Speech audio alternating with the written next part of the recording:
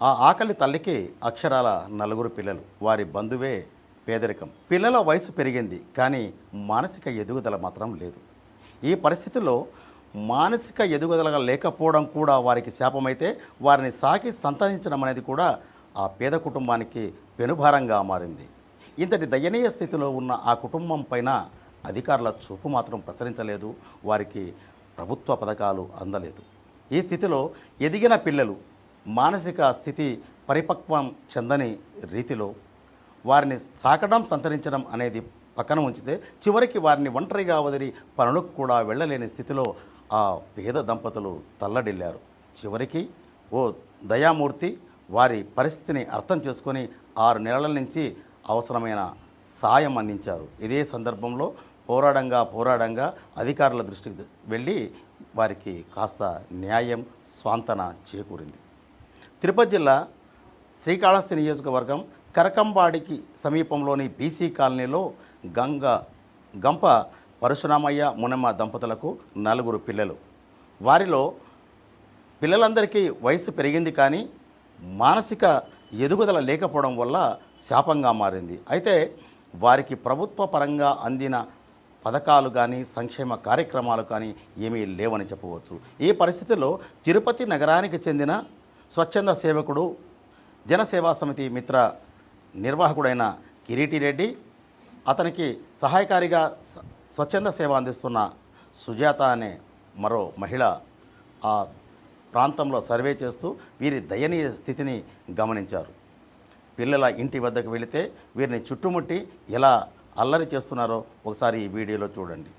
పసి మనసులో కూడా ఏమాత్రం తీసిపోని రీతిలో వారి ప్రవర్తన తీరు ఉంటే వారికి గోరుముద్దలు తినిపిస్తూ ఈ సుజాత అనే మహిళ వారిని స్వాంతన చేకూరుస్తూ కనిపిస్తున్నారు.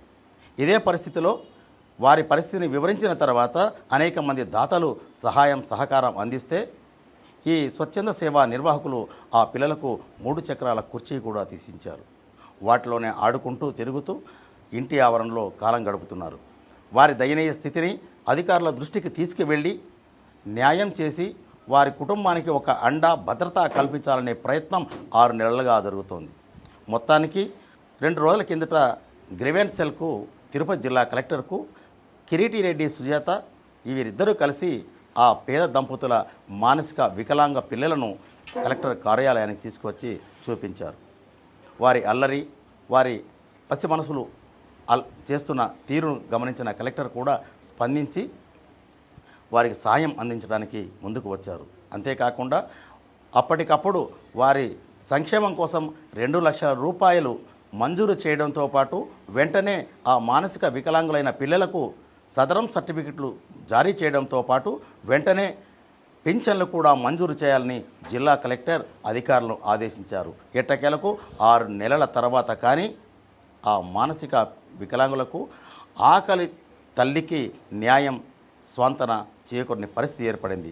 మొత్తానికి స్వచ్ఛంద సేవా నిర్వాహకులు తీసుకున్న చొరవ, శ్రద్ధ వల్ల దాతలు ముందుకు రావడమే కాదు, వీరి పరిస్థితిని, దయనీయ స్థితిని కూడా అర్థం చేసుకున్న తిరుపతి జిల్లా కలెక్టర్ డాక్టర్ వెంకటేశ్వర్ వారికి 2 లక్షల రూపాయల చెక్కును అందించడంతో పాటు సంక్షేమ కార్యక్రమాలు అందించడానికి కూడా వెనువెంటనే ఉత్తర్వులు జారీ చేశారు. ఇది ఈ ఆకలి తల్లికి జరిగిన న్యాయం, ఆ పిల్లలకు కల్పించిన భద్రత. ఇదే తరహాలో మిగతా ప్రాంతాల్లో కూడా అధికారులు స్పందించి సంక్షేమ కార్యక్రమాలు, పథకాలు అవసరమైన పేద కుటుంబాలకు, వారి పిల్లలకు న్యాయం చేయగలిగితే మరింత మేలు చేకూరుతుందనే ఒక సందేశం తిరుపతి జిల్లా కలెక్టర్ కార్యాలయం నుంచి వెళ్ళిందని చెప్పక తప్పదు. వీడియో జర్నలిస్ట్ దినేష్ గుణకలతో SSV Bhaskar Rao, Federal correspondent, Tirupati.